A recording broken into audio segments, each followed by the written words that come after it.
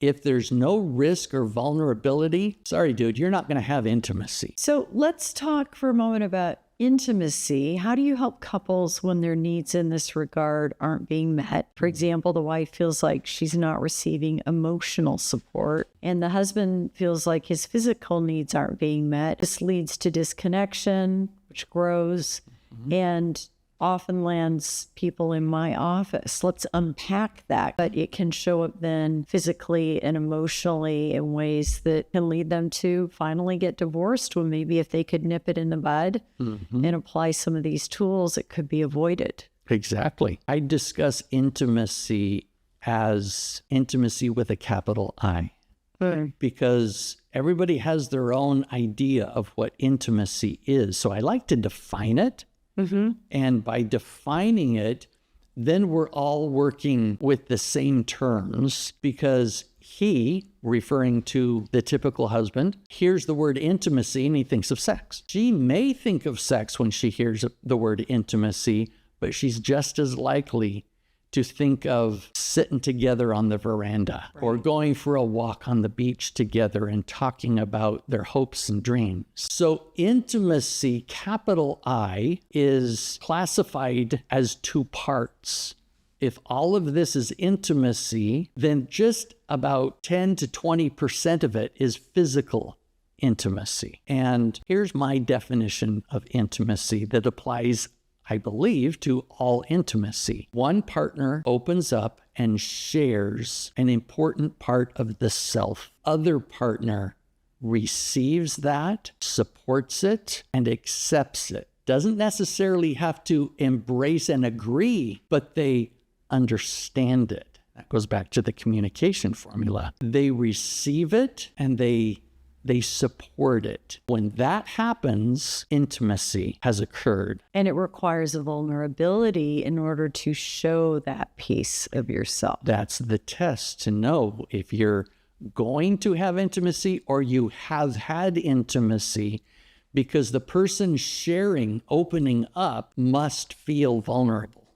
Must be risking something. And safe, it feels safe enough to do that. Exactly. Well, they don't even know yet if it's safe enough. They're taking a risk. Right. They're hoping it'll be safe enough. That's a good test. If there's no risk or vulnerability, sorry, dude, you're not going to have intimacy, because there's nothing at stake. And it's when you really risk that she could get mad at me.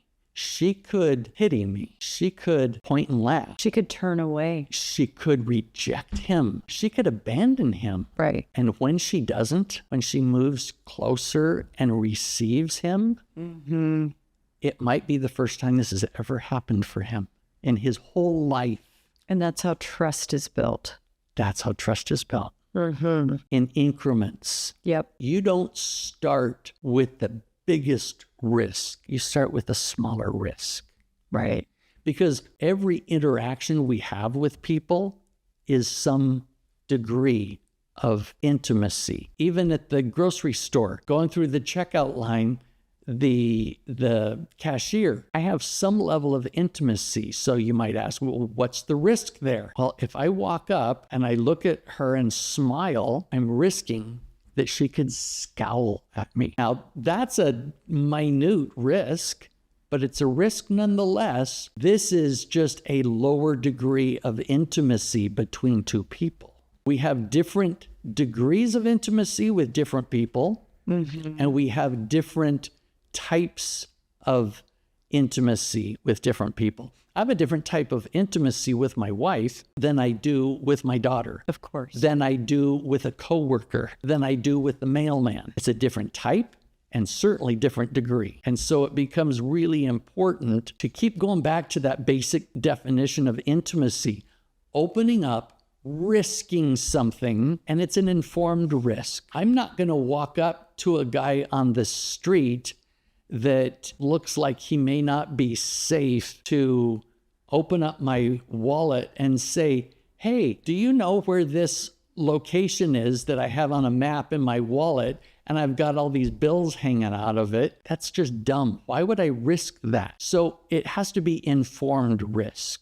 Right. we start with very small risks. Even with our partner, we start with small risks, and then we get more and more as each one of those risks is rewarded with intimacy. And so do you suggest to counter this syndrome that you and I are both seeing, where we talked about it earlier, or we're just roommates, there's no connection, there's no intimacy, either physically, or the scenario we're talking about now, which is wife is like, I feel like there's no emotional connection.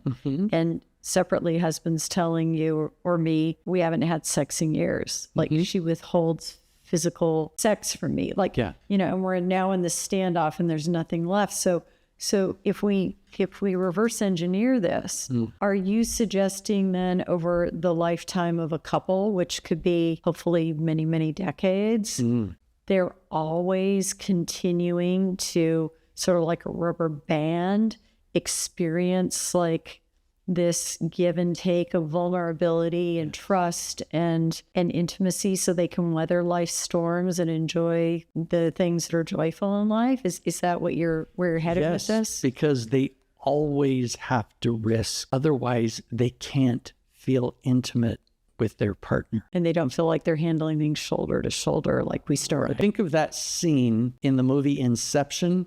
Yeah. When the couple is together and they get older and older and older and older. And there's a shot where they're just sitting together as two old people. And I'm thinking they still relate to each other because they practice intimacy. They practice. Open up. That's the yes. key. They practice. Yes. It's intentional. It doesn't happen. We have to make it happen. Yeah, it's a practice. It develops. It grows. And if it doesn't develop and grow, it dies. That's right. It will not stay static. Right. So you have to work at it. Absolutely.